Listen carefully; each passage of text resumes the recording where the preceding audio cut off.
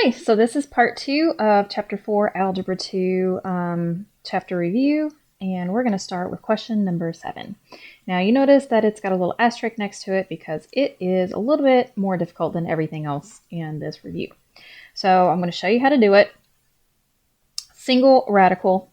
What we want to do, now let me just remind you here, this would be rewritten as a cube root of x, okay? Now this one would be rewritten as a square root, but it would have y to the third. You cannot write these as separate cube root and square roots. It doesn't help. So what you're going to have to do is you're going to have to get a common denominator between 1/3 and 3/2. Well, that common denominator is going to be 6. Okay, so a little elementary school skills right now. So 3 times 2 gives you 6, so that means 1 times 2 is 2. 2 times 3 is 6. 3 times 3 gives you 9. Now, if you don't know how to do that, don't worry about it. This is more like a bonus on your test. So now that I have a common denominator, I can write them both with a radical of 6th root. So I'm going to write 6th root right here, and then I'm going to bring down each power. So it'll be x squared and y to the power of 9. Then you can use what you've done normally to simplify. 6 does not go into 2, so I'm going to leave x squared underneath.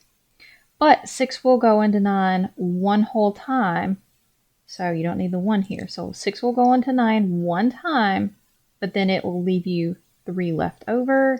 That is the final simplified answer.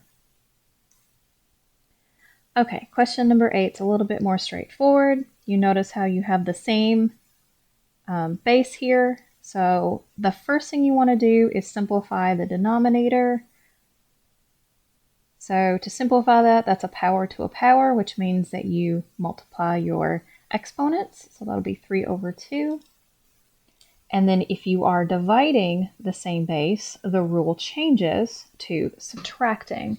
So if you just simply type in your calculator 5/6 minus 3/2, you wind up with your final result, which is -2/3. So in question number 9, it gives you a function, and then it says, what is the inverse? So you definitely need to know that that means inverse. So to find the inverse, you're going to replace f of x with y. We don't have a lot of room here, so I'm going to scoot over, and I'm going to start the inverse process. And to start the inverse process, you have to swap the x and the y variables. Now you get to solve for y. So add and subtract first, if you can. Then finish it out by dividing. And when you divide, make sure you divide the whole side. So I'm going to write y equals x plus 5/3, but we need to rewrite this as function notation. And there you have it. So in question number 10, you're kind of looking at it and you're trying to figure out what the mistake is. So let's look at step number 1. Should she have taken the square root of both sides? Yes, because this is isolated. So she's ready to take the square root of both sides. So this one looks like it's checking out. Now let's look at this one. When you take the square root of a square, you're just left with the x plus 3. So that looks good. But when you take the square root of 25, you wind up with 5. Aren't you supposed to wind up with a positive and -5 though?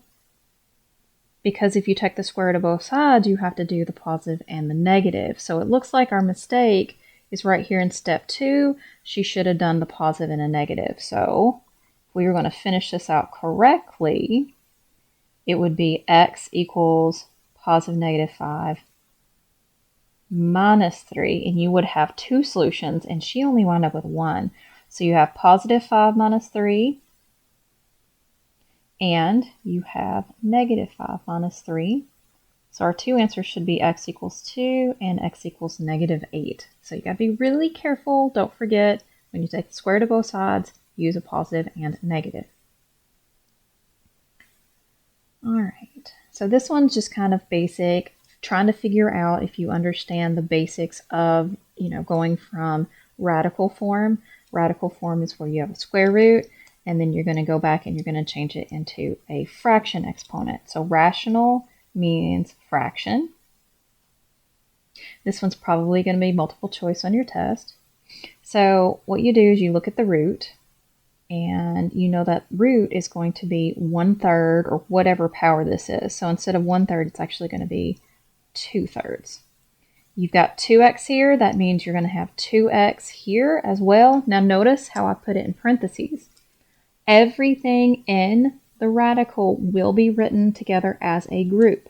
So please be aware that if you choose this as the answer, it will mark it wrong because it is not right. This is the only one that works because in this form, it's 2 to the power of 1. So make sure you write everything under the radical with parentheses and then convert your fraction. Okay, so number 12 asks, which number raised to the power of 7 will give you 2? So what I'm going to do is I'm just going to raise every single one of them to the power of 7. Now I think they want you to do this without a calculator because you can easily do it without a calculator. Like I know 1/7 times 1/7 times 1/7. If you do that 7 times, that's not going to be equal to 2. So this one's out. Same thing, 2/7 times 2/7 times 2 to the power. No. Now this one is a power to a power. So all you have to know how to do in your head is to multiply 1/7 times 7. Well, those are reciprocals of each other. So if you multiply 1/7 times 7, you get 2 to the power of 1. That is equal to 2. Now you have access to Desmo, so you can feel free to type these in, see if they're equal to 2. This one, on the other hand, is going to wind up being 128 to the power of 1. But I pretty much guarantee you it's going to be in the no calculator section of your benchmark when you take it. And that is it for part 2.